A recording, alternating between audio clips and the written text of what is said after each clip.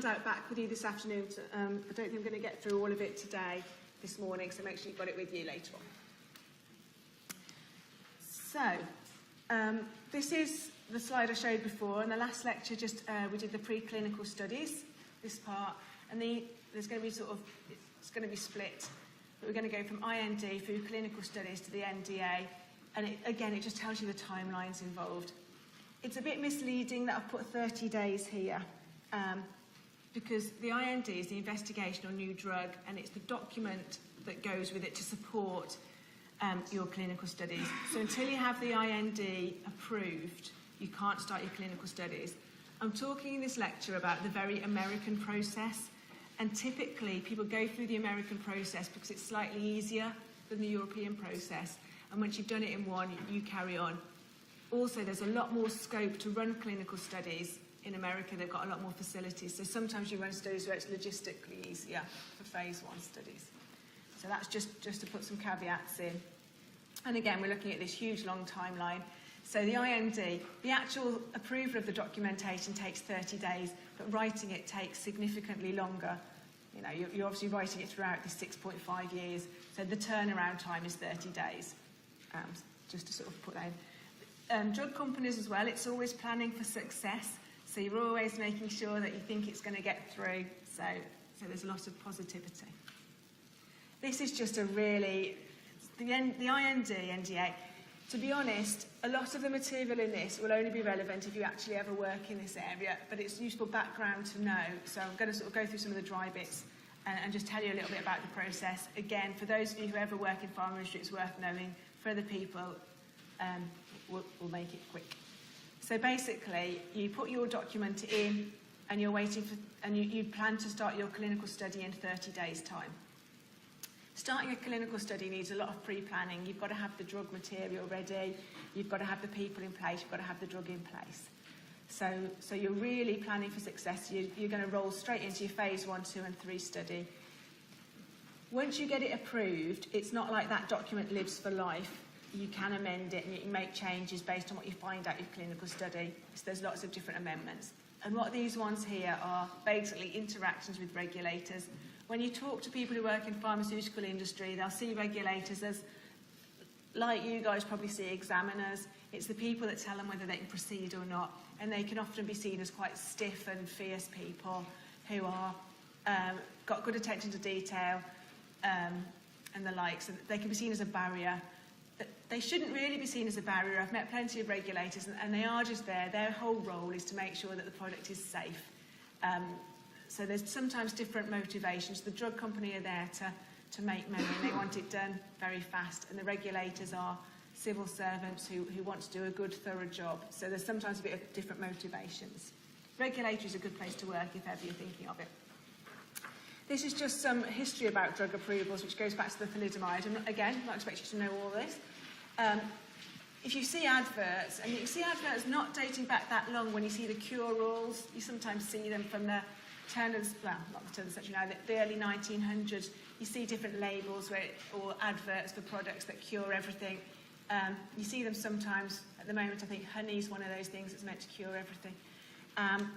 But yeah, they established actually what's listed as a drug and what's listed as a food. There was a lot of corruption in medicines and medicine sales, and there still is. So really, it's all about the evidence base, to make sure you're selling someone something that's got the right evidence, and that's why the regulators are in place.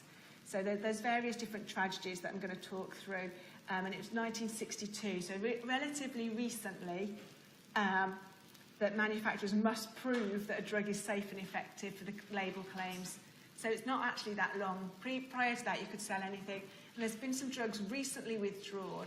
There was an ear drop that was meant to cure ear infections, and people realised they've been saying this for years and years and years, and there's never been a clinical study. So it got withdrawn quite recently, and it's been on the market for years and years. So sometimes it is about going back to historical drugs and making sure they're classified right. So this is the sulfanilamide tragedy. So it's quite a big death toll, 100 people in 15 states. And it was a drug used for infections, streptococcal infections. So in those days, you know, it's quite a big killer, an infection. It was used in a tablet and powder form. So now they wanted a liquid form. So some people don't like to take tablets or powders. So they dissolved it in diethylene glycol. They tested the mixture for flavour, appearance, fragrance, and found it all fine. They sent it off all over the country. There was no pharmacological studies. It was the same drug. They just changed the sort of inactive ingredients. But that actually, the solvent they'd chosen to use is an antifreeze, and no one had really thought it through. So the antifreeze part was killing them, not the drug. So just by changing your formulation, you've really got to check it all.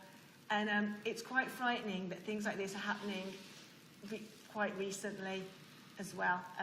This one's 37, but there are some from... A lot of drugs are manipulated for people who can't take tablets, so children, people in prison, and lots of other people. So often they're just mixed with whatever's to hand, and you can get quite bad consequences. So it still does happen. So this is just... I'm not going to put the team discussion, because I think we've talked about this. But it's really, so the IND, the Investigational New Drug Application document, is the whole document that you've got to read to see whether you think the drug's safe or not. Bear in mind, when you're reading this, if I'm the drug company, I'm trying to persuade you that my drug is safe and effective and it's got to fly, and I'm writing it with that tone of mind, and you've got to be very strict, very scientific about all my evidence and make sure that you agree. So it's a very scientific role. So this is the two objectives that the regulators have in reviewing the document. They've got to assure the safety and rights of all subjects. So this is something that's going into human beings. So you want to check that it's safe. So the first time you do a study in man, it's very, very well controlled, and we're going to talk about that. But you've also got to check after the first time in man that no one gets carried away. You've got to check they've got to really sort of dot the I's and cross the T's, be very thorough about what's going to happen with it. So you've really got to understand all the animal models and exactly what's happening to that drug to make sure you feel confident. So this is this is just a bit about the legality. So it's a regulatory requirement in the United States. The actual document is not submitted in other countries, but the equivalent information. So the way it works is the IND document is like the big document. And what you take out to submit to any other countries, you do a cut and paste job on that document, really, because they don't require all the information. It's a real pain in the backside, and there are people working in drug companies who are just employed to do document management. So they will literally just manage documents and make sure the right versions are submitted here, there, and everywhere. But they have to be translated, they have to be presented. The actual paperwork involved, I'm sure it's all electronic now, but is a huge, huge task. So I'm going to talk about the IND, because that's like bringing together all the data, and then subsets of that are used in other places. So people go through the FDA first, because they're often the most stringent, and you get all your questions, and once it's been passed by them, like I say, it's pretty much a rubber stamp in other places. So it's meant to tell a story about the potential of a new substance. So you've got to cover in it all the preclinical data that we've talked about, all your chemistry, so the actual product. So here you know that the drug itself is relatively safe in what you're giving. Here you're talking about the product, so not just the drug, but all the other ingredients, how they've been manufactured, they're safe. You've got to give them the protocol for your clinical studies, so you're not just going to take it and give people wild amounts. You've got to say, we're going to start at this dose, escalate to this dose, this is what we're looking for, put all these things in, and you've got to plan for at least a year ahead. So normally, the first time you test in man, you're obviously going to analyse that data, and it might influence what you do next. There'll be some stop decisions. So if something happens, you'll go, right, that's a stop decision, and you have to stop. The clinical trial protocols can be hugely long, because you've almost got to plan for every eventuality, and there'll always be some that you didn't plan for. So one of the ones I was involved with, we did a clinical study, and we decided the drug was safe. And we were giving it to volunteers on the first day. And I remember we got the phone call back from the clinic saying, we've had an effect. And the participants who took it, when they were passing urine, their urine was the consistency of butter. So, and they had to say, is that a stop decision? And we were like, well, we hadn't put that as a specific outcome because it was such a random thing. But we had to say it was a stop decision because it's obviously not appropriate. And we had to go back and work out exactly why that was. So it was even things like that. If it's not on the protocol, people will phone you up and ask about it. You think, well, yeah, I wouldn't take any more if it was me. So that's the kind of thing that you have to actually put in. So it can be quite exciting on those days. I'm going to talk a bit about the chemistry, I think. Am I here? So the way it works, these things are quite stressful. People get quite panicky about regulatory and IND meetings. I've been to a couple. They're all right. I think people get overly anxious about them. At the end of the day, it's just a drug product. So they'll advise you. So a lot of people get into discussions with the FDA. It's meant to be, like I say, you shouldn't really be trying to see them as examiners. It's meant to be a relationship because everyone's trying to make a product that's helpful for humans, is the theory. So that there are formal consultations, and they're typically arranged with military precision, and people take them hugely seriously. But yeah, you can actually have meetings with the FDA and discuss. So that's a chance to take, right, this is our package. The areas we think are the highest risk are here, here, and here. So you flag them up to the regulators, and you can say, but we thought this was a risk, but for these reasons, we still think it's safe. So it's a chance to have that dialogue and raise the risks with the reassurance rather than just leaving them hidden. So it's one of those sort of slightly awkward ones. It's about going in with your limitations. So this is where we do. You can talk about any problems you've got. You can ask any questions. You can say, you know, we're not actually sure here whether we should do this or that, and you can have it as a dialogue. So you go in. You can't go in with a piece of paper saying, I don't know what I'm doing. That wouldn't go down too well, but you can give people a couple of options and say, well, we're thinking of this option, but the risks with this option are all these, and it's all that sort of risk management. If you work in pharmaceutical industry, you'll get used to talking about risk logs, and documenting everything. So again, it's all these things. If you want to do anything that's slightly novel, you have to go in there and say it. So sometimes it's things like if you've developed a new biomarker that they haven't seen before, they will want you to talk about that because it's something new. If you want to do anything new, this is your chance to say, we're going to try it this way, and see what they say. This is all the documentation you need, and I'm not going to go through it, but there are all the links there, so you can see when I talk about the document management, there's huge amounts. So there's just loads and loads and loads of different things you have to do. I'm not going to go through that. This is just some slides I lifted from the FDA, and it's really just talking about the process. Like, some of these are a bit, unless you're really there, it's one of those things, if you're about to go through an IND, these slides are really useful. If you're not, they're a bit funny, but this is just about really what you're doing. There's novel products, and you can review certain information. There's various preclinical issues. So it's really, this is about the dialogue. So people will go in and say, it's a novel product, this is what's happening. The FDA will identify some issues, some preclinical. So they'll ask the sponsor's the drug company, to provide some more information. So your biggest fear from a drug company is you've got this package of work. You haven't put it all into the IND. You've cherry-picked the right bits that tell the story, and you spend hours in meetings thinking, what questions are they going to ask us? Have we got a data set that answers this question? Have we got a data set that answers this question? And you generate all these data sets for questions that they may and generally may not ask. And then they'll ask a completely random question where you haven't got a data set.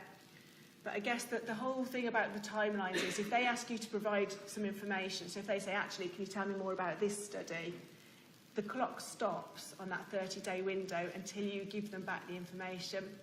And they might ask for a data package that just takes someone pulling the data together, or they might ask for a data package that might take 3 to 6 months to generate. So that's why you get so panicky about it, because your clinical studies are ready to start and you don't want to delay those because it delays the whole lifespan of the drug. So generally this meeting, that's why it's sort of a big deal. And here it's just talking about some of the concerns that they've raised. They haven't got appropriate stock rules, that's what I was talking about before. Or here, sponsor agrees to provide requested information. I quite like this. The FDA presented these slides, and in all cases it just says the company agreed to provide the information, because that's what they want, is they normally just say, no, provide us the information. And to be fair, most of the big drug companies do. It'd be one of my things, I think, that in terms of the global world, people don't challenge enough. They go, oh, okay. They sort of roll over and say, we'll give it you. And I think probably if they had a bit more explanation, they wouldn't need it. And these are some other ones here.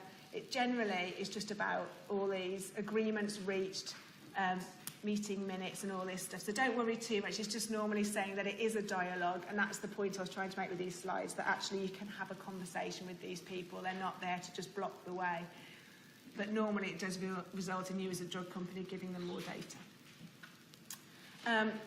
So that's just a sort of thing about the dialogue and the processes. The FDA's offices are in Washington, so it's quite a nice trip if you want to go. But the requirements for the investigational new drug, submitted for phase 1 are different to later one. So phase 1 is your first time in man study. So obviously, before you go into man, you've got a limited data set. You've got animals, you've got in vitro. The first time you get data in man, obviously, you're going to use that data to influence what you do next. So you can't plan everything until you've got that data set.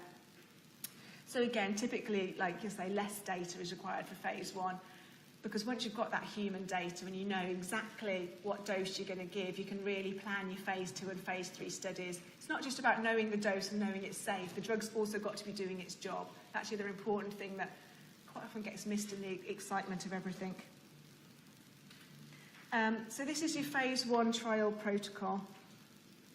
So the paperwork involves, you write a protocol for a clinical trial, like I say, which is often, it can be easily 50 to 60 pages, and you think really what you're doing is giving a few people some drugs, but it's amazing. You have to put in, obviously, the number of people you're giving it to, any safety exclusions. So if I'm recruiting to a clinical trial, I might say, typically phase 1 is men only. Typically it's men between 18 to about 40. No other illnesses. So I'm looking for healthy people who are robust and all this. So you've got your exclusions in. I've got to say how much I'm going to give them, what the duration of the dose is, and how long. So sometimes it could be, normally you don't just give someone one tablet and then they go away. You're normally asking someone to come for a week or a 2-week period. So they're going to have a dose one day, then what we call a washout period, let it all go away, then another dose, and then so you escalate them up through a scheme. So it can take 2 weeks of someone's time or longer. People get paid for this, and actually it's a way a lot of people make quite a bit of money. So you've got to work out not only how long you're dosing them, how you're monitoring them. So normally you'd be monitoring them, you'd be taking blood samples pretty regularly, you'd be collecting urine and faeces from them. You'll be monitoring them. You might be giving them ECGs. You'll be looking at their hearts. They'll be, wired up to all sorts of machines to make sure that we're measuring all we can about any effects from that drug. And again, you have to, any modifications you have to report. So sometimes it sounds ridiculous, but sometimes you'll have something that will happen in a study that you have to report to somebody. You've normally got feeding times when you're going to give people meals, what you're going to give them, and all these changes have to be documented, so it gets very long, and any changes you have to report. If it's a safety change, you have to report it straight away, so if there's any adverse effect, but if it's a non-safety, you don't. So there's all these things that you'd want to see. Again, we've got to declare if there's any manufacturing that's showing any signs of potential human risk. So this is just about, is there anything in there that we think is going to cause risk? This is about the excipients, any active metabolites, what we're looking for. So sometimes there can be impurities. I don't know how many of you are chemists, but when you make a drug, there's always going to be a certain level of impurities. So are these impurities likely to cause risk to your patient? So all things like that. And any differences between the chemistry or manufacturing used for producing drug products and preclinical and clinical will be described. This is quite a big section.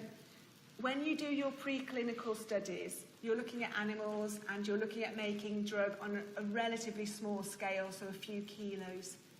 When you start making drug for clinical trials, especially towards the end, you're making it on tens, hundreds of kilos. So the process you use on a small scale changes to a large scale. Obviously, speaking about this in a chemical engineering building, there's huge science in this building that goes on about how you scale up processes. But you've got to really understand those processes and any subtle changes. So there's normally a scale-up process there. And again, you've got to have all the analytical techniques to make sure you can identify your drug and any impurities, any degradation products, and all this stuff. You've got to really make sure it's a product that's consistent. What you submit in the report is obviously loads of description of the substance and evidence to support its structure. So that's really the patentable bit of any product. So that's the bit that's treated with top security. So obviously regulators are bound by all the confidentiality rules. Often I've worked in drug companies where, because I'm not the chemist who's manufactured the drug, I've not been allowed to see those pages because that information is too valuable for a company. So even though I'll be at a meeting, I won't be allowed to see certain pages of a document. It's unreal. The name and address of the manufacturer. So most drug companies might make it. So when I've worked at AstraZeneca, we generally made our drugs in-house. Other places get them outsourced. So there'll be a company that does that for them. How it's made, analytical methods and stability data. So just general stuff about how you make it. Information about, so that was about the drug substance, and then you've got the drug product. So you don't normally give someone just the drug substance, you've formulated it as a product. So again, you've got to give in there not just the drug, but everything else that you're giving to them in case there's any allergens or anything. The quantitative composition, so that's the exact formula. So when you buy a medicinal product, it will tell you it's got drug, maybe lactose, some other excipients, but it won't tell you how much lactose. Obviously, the regulators need to see to the milligram how much of everything's there. Again, who made it, how it was made and packaged, all your safety, so check that the product's stable. Sometimes you might be doing a placebo product. I'm going to talk about trial design later on. You've also got to make sure that your placebo product was manufactured appropriately and everything like this. So lots and lots of details. For the chemistry manufacturing information, it's really just for the stability. So when you make your drug product, you've got to check that it's stable. And these things sound really simple till you work in practice and there's all these logistics. So you know when you're going to have your IND meeting, you've got a scheduled start date for your clinical trial, and you've got to make sure you've got enough drug product that's suitably stable to last all that time. And getting all those packages together can be really tricky. You've got to package it and make it ready. When you're doing your phase 1 study, you're doing a dose escalation. So you'll be starting someone on, say, 5 milligrams, maybe going up to 500 milligrams. So it's not like you've got one product, you've got loads. So it's because you've got to dose at all the different increments. So it's not as straightforward as just one thing. If you can get away with a liquid, then you would, but sometimes you need to do a bit more. So this is all the sort of things you have to think about. This is just to give you a little bit of a brief overview of what it looks like. So the pharmacology and drug distribution, so everything you know has to be condensed into 5 pages. So I know a lot of people always worry about word counts for dissertations and things. This is like the biggest document with word counts you can ever do. So the things you've got to include in your toxicity, for example, you've got 10 to 15 pages to include all the tox data from studies conducted in 2 species, any life-threatening, non-rodents, histopathology, and all the results. There's not much space there to include it all with all the information. So the extracts I showed in the previous lecture were probably taken from IND documents about the sort of level of data you'd put in, so it's very, very condensed writing. You've also, this is the other part, is you've got to identify, you've got to say who made the decision from within the company that it was safe to do this study. So you literally name and shame the people who make these decisions. So it is someone's name on the block for these. So here, this is just to tell you basically where we start. So we do all these massive packages of work, have all this evidence base, then we normally go in at about 1/10 of what we think is it. Which is, so you work out the note of the adverse effect level. So we normally do it, I was talking before about doing it on a milligram per kilogram basis. Sometimes we do it based on body surface area. I'm not going to go into, well, tell you briefly, some organs scale with weight and some with surface area. So your gastrointestinal tract basically scales with your body surface area rather than your weight. So that's one of the reasons we do it. It's just about scaling from an animal to a human. You can either do it on surface area or weight. So normally you go in at 1/10 of the dose. This is for a non-oncology study, so non-cancer study. And you go up in multiples until you reach any toxicity in your human studies, the first signs of toxicity. So you've got to know what they are and how to look for them. And the number of jumps you do, again, the more increments you do to get to that thing, the more expensive and the longer your study will be. So you've got to jump up as quickly as possible, but in a safe way. So again, if you know you've got that big window, you'll jump up quite in big steps. If you've got a very small window, you'll jump in small steps. And it also depends on what you can measure. If you've got a toxicity, the ideal toxicity, this is horrible to say, is something like a rash. So if someone can just show a really nice visible rash that's a mild but sign of toxicity, that's perfect, because you can observe your participants. As soon as they show any skin rash, you go, right, we've reached it, and it's easy to measure. And if you can do that, you see it pretty quickly, and you know you've reached your limit. Some toxicities are much harder to spot than that, so you try and work out exactly what it is, but that certainly gives you something. The one we've got to be careful out is toxicities without a prodrome, so something that happens that's quite severe and very sudden. So like if someone suddenly collapses, that's not a great toxicity to be as your first one. So you try and have a marker that shows you when you're getting close to that region, because you don't want that to happen. The unexplained mortality shouldn't need any more. We really don't want to see any of that. So again, you normally look at the 10% dose of rodents. So this is what I was saying about before. So again, in oncology, you'd go back to the 10th, same as before, but sometimes you can actually go to a 6th in non-rodents. So this is a severely toxic dose. So you actually sometimes go in a bit higher in oncology patients. So this is the information that you put into the document for phases 2 and 3 of your clinical studies. We'll talk about studies later on. Is a bit more. So again, here you know what happened in humans. You've got some phase 1 data, and so they're very much here, much more focusing on the safety and the high scientific quality. So again, your statistician here is invaluable to you. And you've got to make sure that your investigations produce data that's suitable for market approval. So again, the commercial aspect of this can't be lost.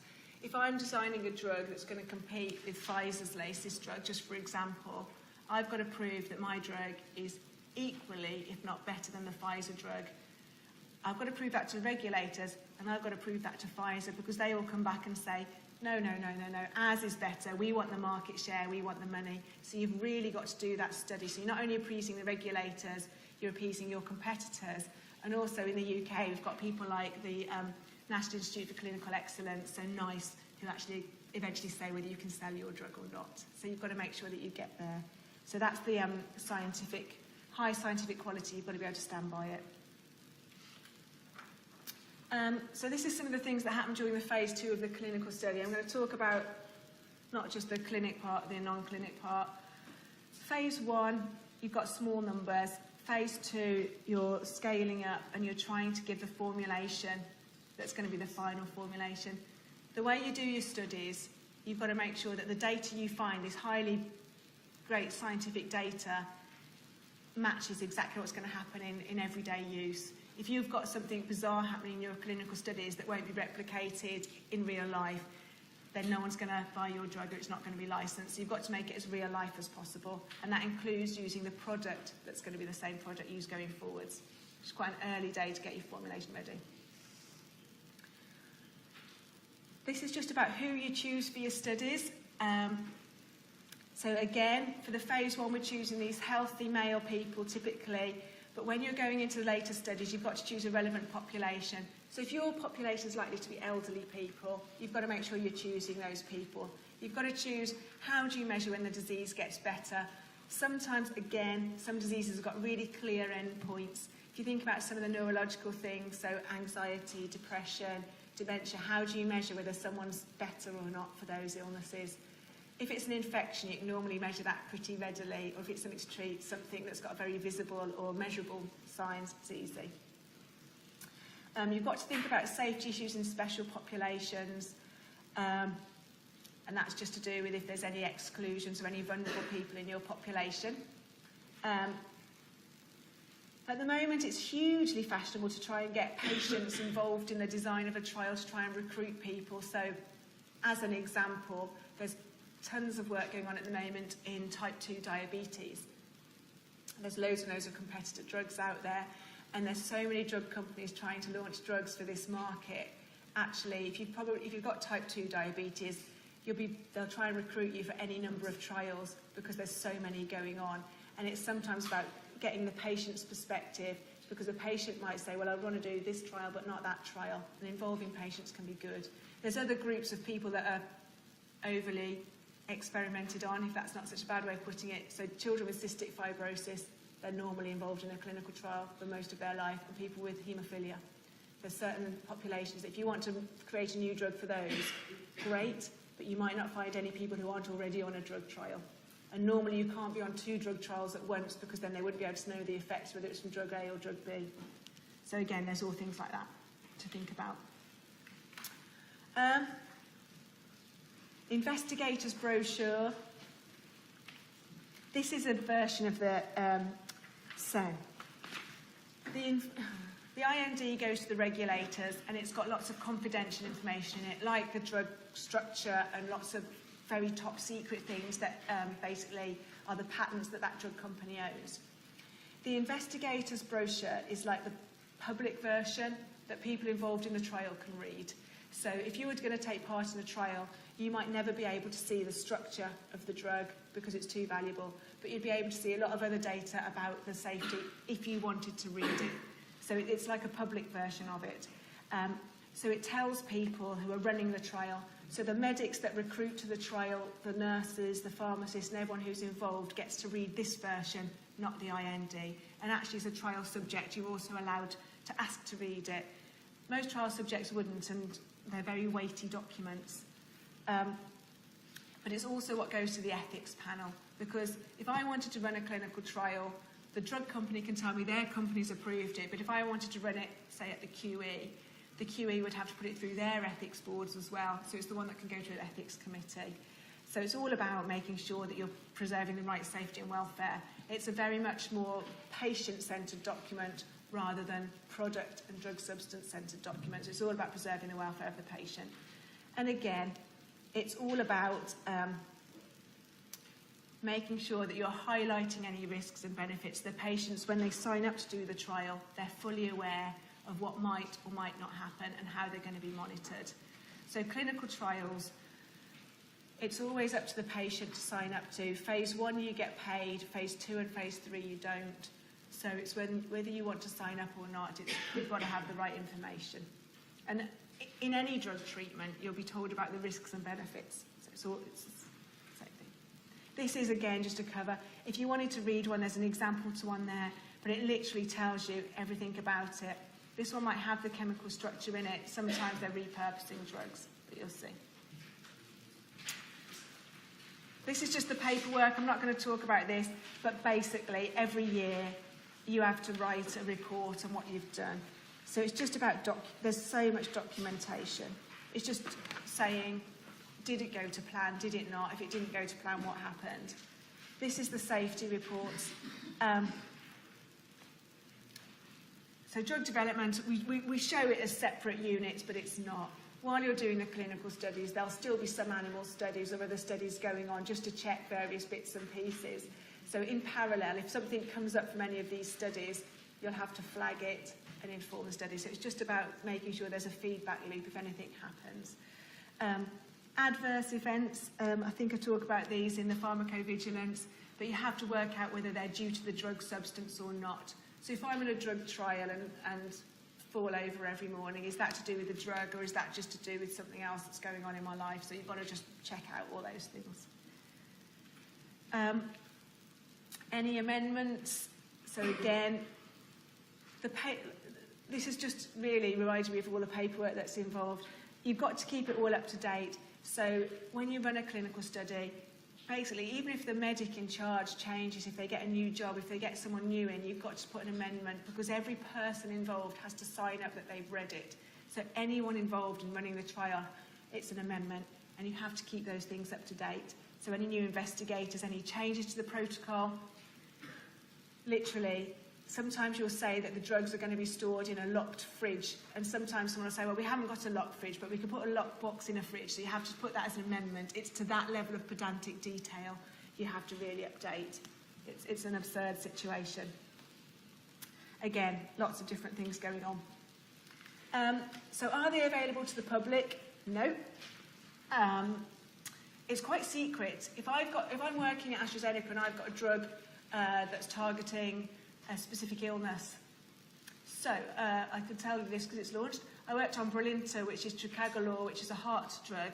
So when we went to the FDA, we have to keep it very quiet about why we're going there and what product we're working on. It's a small world, pharmaceuticals. It's a small world for everybody. So we were even told to the extent of where I studied, and my friends, I've got friends that work at Pfizer, at GSK, and I was working at AstraZeneca. I was banned from putting even on Facebook where I was on business. Because if people find out you're in Washington, it's pretty obvious what you're doing. So they don't make it obvious because it's really commercially sensitive. People do know when you start a clinical study, but there's all these absurd things. So yes, so it's not publicly available. If you are a patient in a clinical trial, you can see the safety data. So you won't get to see the chemistry or the formulation, but you can see the safety data. I don't know anyone that's ever asked to see it, but if you really wanted to see one, I'm sure they'd have an exclusion that you couldn't work for another company, so they'd probably check where you worked before you were allowed to read it, in case you're going to be a competitor. This is just the regulations in the UK, to just tell you something about it. If you want to run a phase 1 study in the UK, you have to have authorisation from the FDA is the American regulatory agency, the MHRA is the UK regulatory agency, it's the Medicines and Health Regulatory Agency, healthcare? Not sure. So previously they only needed to see ethical approval and they knew it would be okay, but now they want to see a little bit more detail. This is all pre-Brexit, so I'll talk about it. The European Medicines Agency is like a consortium of all the regulatory agencies from the different countries within the EU. So being in the UK, we could go to the MHRA under the umbrella of the EMA to get overall European, or you can go to the EMA and they will assign you 2 countries. There seem to be some countries' regulatory agencies are meant to be trickier than others. The MHRA are one of the trickier ones, but in the UK we kind of know what we're getting. We know them, it's sort of better the devil you know, so you can go to the MHRA because they're all right. Apparently for some reason everyone was very fearful of the Portuguese regulatory agency, but I don't know. So you run the risk. The centralised EU approval pathway you don't need to know much about, it's just a chance to go to Europe. So this is a bit about whether people would think about participating in phase 1 studies. And the information that you might want to see. Previously, when I've given this lecture, I've seen people have asked about whether there are opportunities. I don't know if I've got it on these slides, but there are companies that recruit, and typically students are quite well recruited. So it's the sort of thing that I think I might have the link on some of the later slides. If not, I'll bring it for this afternoon. But they do pay various different amounts of money. And I know a lot of people who've participated in phase 1 studies. It's something that I always say, go in with your eyes open. If you need some money, it's an easy way of making money, but just check which drug it is and what they're going to do to you. They're often a lot more invasive than people believe they're going to be, so just check what they're going to measure. I think, just to make it sensible, this is like the nice headlines that'll put you up to get us ready. And then I'll come back this afternoon. We'll do clinical trials, and then I'll do the pharmacovigilance this afternoon, because it's been quite heavy so far. So if you've got any questions, feel free to come and catch me, because we've got about 15 minutes, because I know you've got another lecture at 11, but that's a sensible place to stop.